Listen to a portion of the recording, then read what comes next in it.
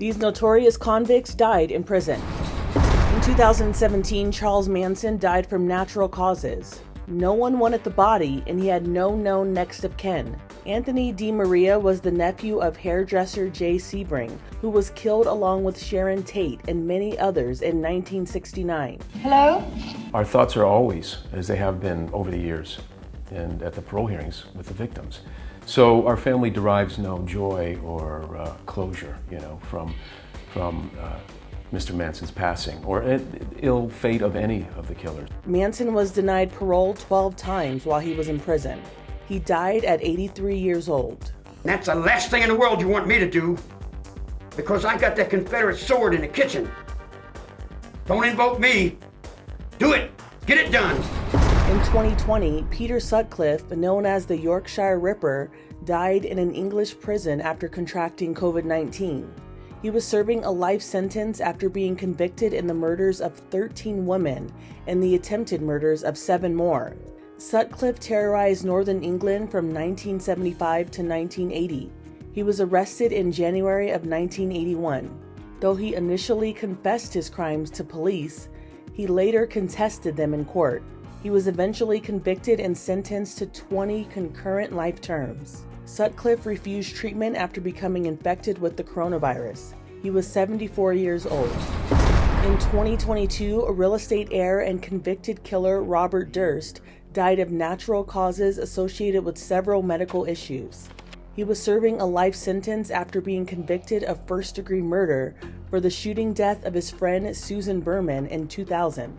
Authorities say Berman was set to talk to investigators about the death of Durst's first wife, Kathy, in 1982. Durst looked frail during his trial and strained to speak as he testified in his own defense.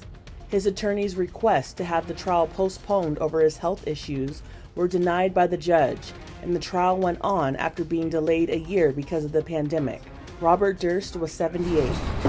In 2018, Whitey Bulger, the infamous Boston mob boss, was reportedly killed in prison. According to reports, it happened the same day the 89-year-old was transferred to a federal penitentiary in West Virginia. Bulger was the leader of the Winter Hill Gang run out of Boston. In 2013, he was convicted of participating in 11 murders all over the country, as well as racketeering, extortion, conspiracy, and other crimes. Before his arrest, Bulger had been on the run from officials for 16 years and was number 2 on the FBI Most Wanted list after Osama bin Laden. He was found in 2011 living with his girlfriend in Santa Monica, California, and was extradited back to Boston to face charges. We are learning that the mastermind behind the largest Ponzi scheme in world history, Bernie Madoff, has died in prison. In 2021, the notorious Bernie Madoff died of natural causes at age 82 in a North Carolina federal prison hospital. Maureen Ebel was once a wealthy socialite until she lost $5 million to the Madoff con. Her cushy life was upended overnight, and she began working as a housekeeper. I felt like, well, there's one less thief in the world. I would like to ask him, when all is said and done, his 2 children have passed away, he's ruined many families' lives. Was it really worth it, Bernie? In June of 2023, Robert Hansen, a man involved in one of the most famous spy cases in American history, died in his prison cell from natural causes. The former FBI agent was paid millions in cash, diamonds, and Rolex watches in exchange for sharing information about American intelligence. You're being tasked to headquarters, where you'll be riding the desk of an agent named Robert Hansen.